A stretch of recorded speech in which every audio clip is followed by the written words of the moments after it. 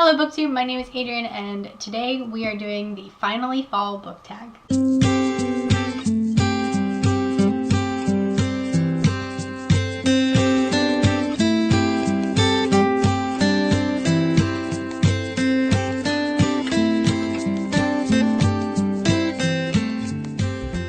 So it is officially fall where we live, which means it is getting colder and leaves are going to start changing and I can start wearing sweaters.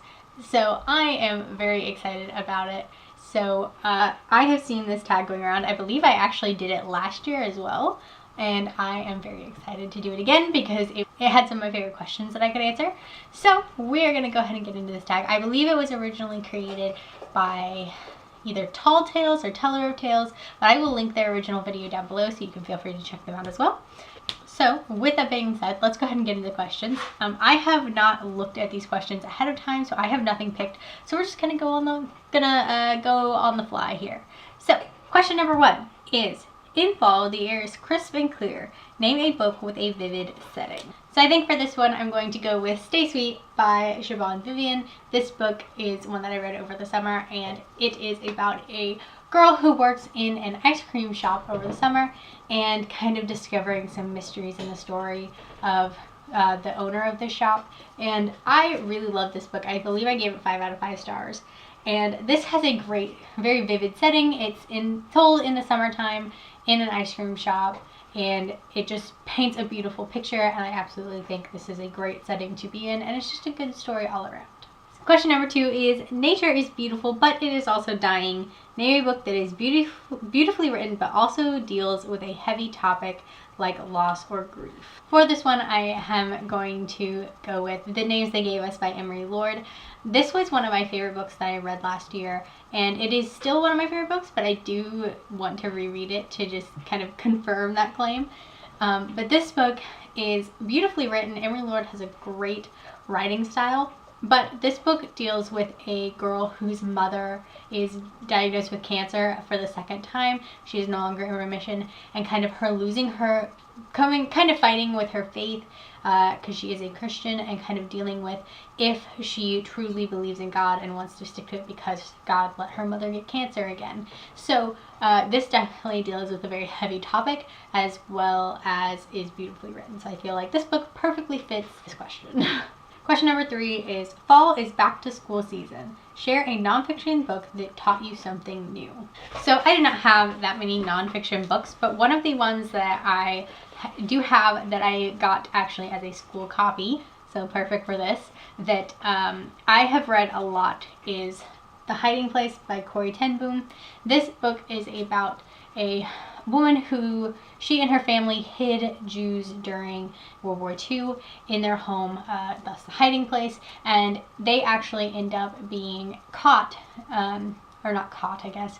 They end up being taken away to concentration camps for helping Jews, and kind of the story of what happened throughout their lives. I read this book for the first time. How old was I? I think I read this for the first time my freshman year of high school, maybe my 8th grade year. So I really didn't know that much at that point about World War II or about what all happened in concentration camps. And this book really kind of opened my eyes to that kind of thing and what all happened. And it was just a really great story. I've read this book a lot. Like, I don't know if you can see, but it's kind of beat up in every way. The spine is severely cracked and coming apart, and actually the back is completely torn off and held together with some tape.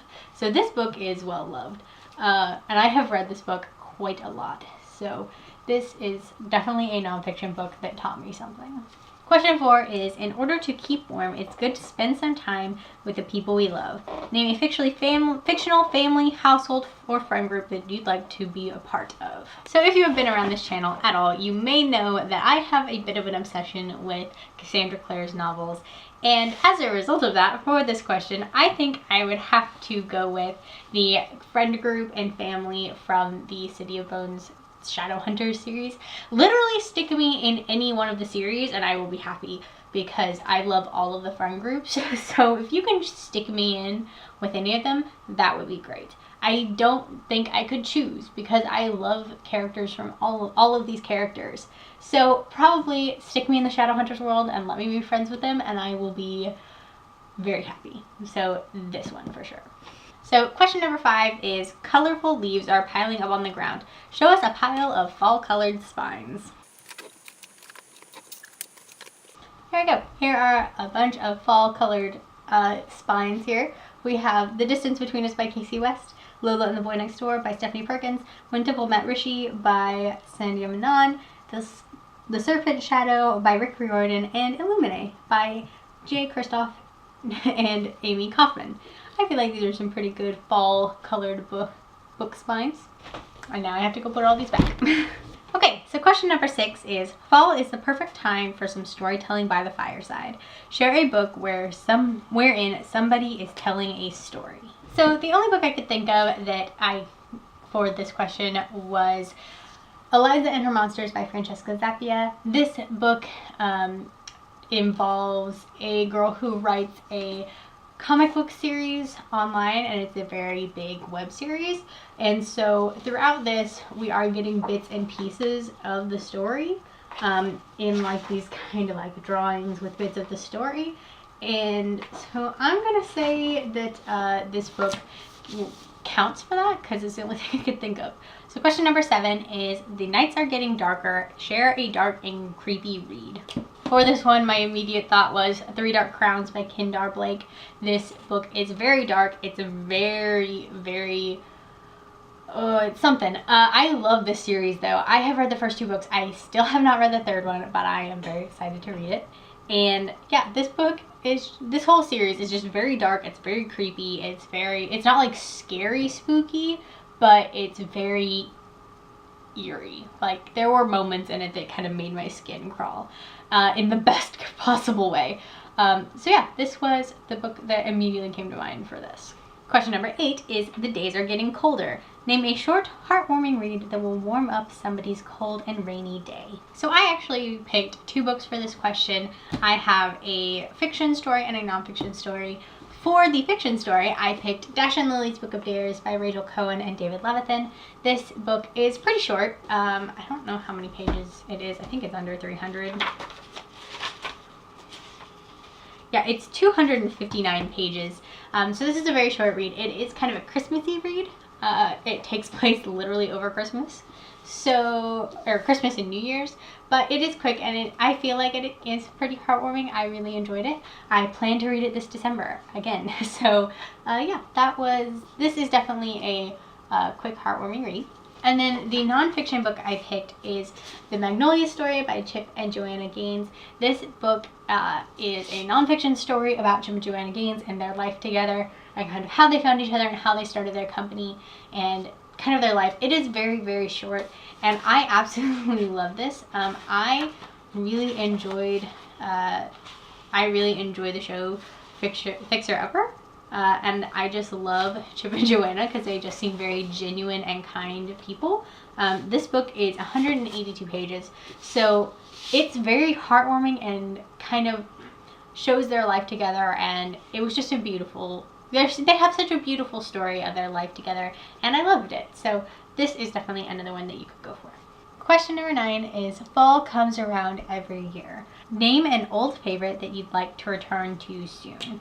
So I was actually just thinking the other day that I wanted to reread this book, and so for this I picked Anna and the French Kiss by Stephanie Perkins and this whole series.